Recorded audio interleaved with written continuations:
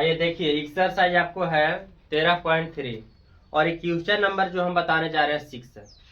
Question number 6 है विमाओं 5.5 centimetre गुण 10 centimetre और 3.5 सेंटीमीटर वाला एक घना बनाने के लिए 1.75 सेंटीमीटर व्यास और 2 मिलीमीटर मोटाई वाले कितने चांदी के सिक्कों को पिघलाना पड़ेगा। अब यहाँ पर है कि पहला तो घनाभ है, घनाभ में 3 विमाएं होती है, इसलिए इसको बोला जाता है 3 डायमेंशनल। तो 3 डायमेंशनल है तो यहाँ पर देखिएगा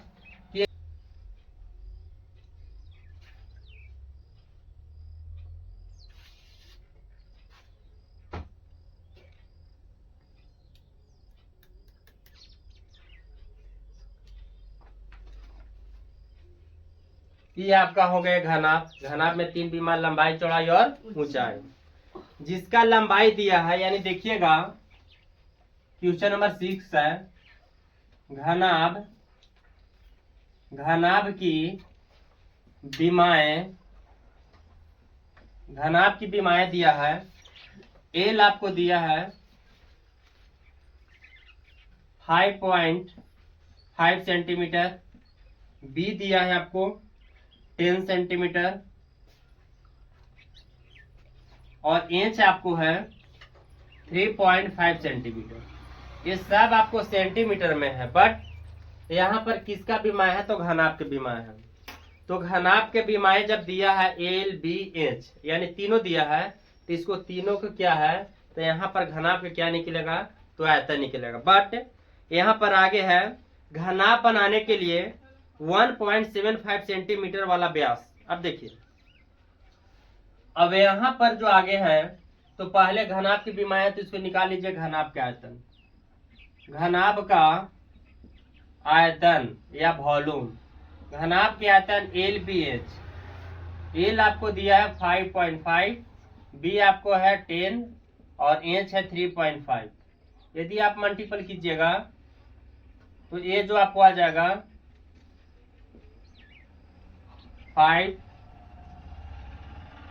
यानी ये आपको आएगा 192.5, 192 पॉइंट आपको जो है 5 सेंटीमीटर क्यूब आएगा।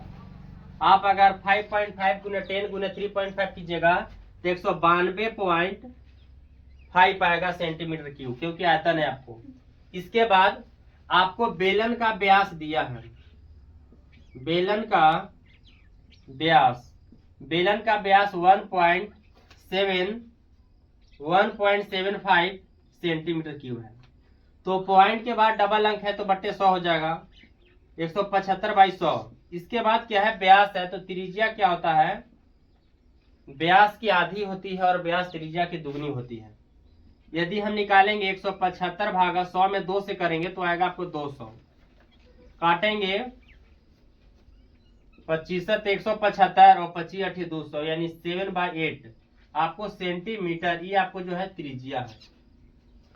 बट इसमें देखिएगा हाइट दिया है, मोटाई यानी ऊंचाई आपको 2 मिलीमीटर है, 2 mm यानी मिलीमीटर। मोटाई जो आपको है ना ये किसका है तो बेलन का है। तो बेलन का मोटाई दिया रहे चाहे ऊंचाई दिया रहे तो मिलीमीटर है, मिलीमीटर से हमको सेंटीमीटर में चेंज करना है। तो मिलीमीटर से सेंटीमीटर में चेंज करने के लिए क्या करेंगे कि 10 से भागा देते हैं। मिलीमीटर से सेंटीमीटर में चेंज करने के लिए रहेगा तो 10 से मल्टीपल करेंगे और सेंटीमीटर को मिलीमीटर में बदलने के लिए रहेगा तो 10 से मल्टीपल करेंगे। अब इसको काटेंगे तो 1/5 आएगा, 1/5 सेंटीमीटर। तो मेरा बेलन का त्रिज्या मालूम हो गया, रेडियस हो गया, हाइट हो गया। अब यहाँ पर निकाल सकते हैं बेलन का क्या, तो बेलन के हम निकाल सकते हैं आयतन। देखिए बेलन का आयतन बराबर पाई आर स्क्वायर एच। पाई के वैल्यू 22/7, आर कितना इसका 7/8, इसका डबल बार लिखेंगे स्क्वायर आपको है। और एच कितना हाइट है 1/5, 7 से 7 कटा 22 में 7 से करेंगे 154, और 8 पर 40, 40 में 8 से करेंगे 320 सेंटीमीटर क्यूब। अब यहाँ पर देखिए इसका निकालना क्या है।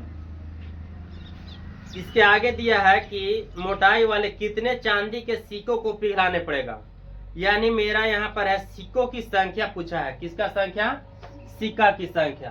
बट ध्यान दीजिएगा, सिक्का की संख्या पूछा है तो क्या करेंगे कि मान लीजिए आपको कि पहला तो घनाभ था, तो सिक्का की संख्या कहाँ से मालूम चलेगा?